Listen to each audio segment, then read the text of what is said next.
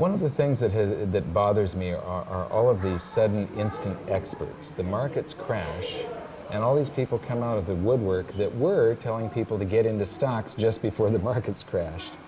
Now, they're basically saying, "Oh, I was recommending gold all along," or you know, suddenly their Austrian school economics. You know, they promote Austrian school economics instead of Keynesianism or whatever. What do you think about all the instant experts that there are suddenly? It's just the way markets work. You know, a lot of people eventually jump on the trend. I mean, there were very few people years ago, you know, us and a few others, who were beating the table, you know, to start accumulating gold and silver. And we were considered nuts at the time. Exactly.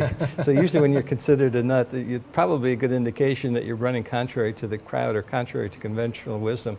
And that's where the real money is made. Because when you're looking at things that people aren't looking at, you're looking at things that tend to be undervalued.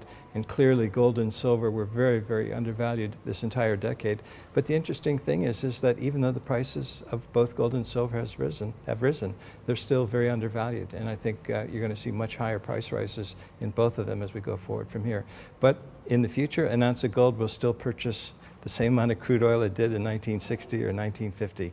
The interesting thing about gold is that it's not really a commodity, it's money. It's a tangible asset, but it's a special class of tangible assets.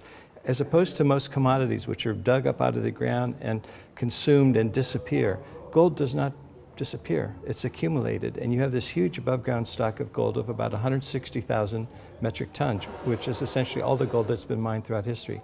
That is the stock of money, that above ground stock of gold. And it grows by about 1.75% per annum, which is approximately equal to world population growth and approximately equal to new wealth creation. And because these ratios are consistent amongst themselves, gold has this purchasing power over long periods of time. You know, there are lots of examples. Today, an ounce of gold can buy a good man's suit, and I'm told that an ounce of gold could buy a good toga for a Roman senator.